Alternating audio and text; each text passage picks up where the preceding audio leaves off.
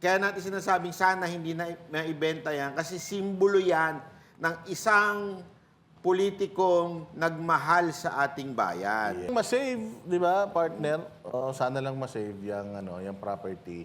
Kasi tayo rin, di ba, pag nagpupunta tayo dyan, saya-saya natin. Hindi nila makita etong bahay, hindi yan pera. Hindi lang pera yan. Simbolo yan. Yes, it's a Simbolo monument. yan ng isang matinong pinuno.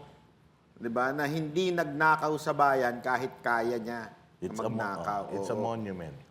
Hindi yan this is not about money. Kaya nga dapat sana nalulungkot tayo na dapat hindi ibenta yan. Hindi dahil sa pinakikialaman natin yung pera nila, hindi. Kaya natin sinasabing sana hindi na maibenta yan kasi simbolo yan ng isang politikong nagmahal sa ating bayan. Yes. Iyon ang hindi nyo mag-gets kasi ang alam lang ninyo, protektahan yung nagbabayad sa inyo kung sino man yun.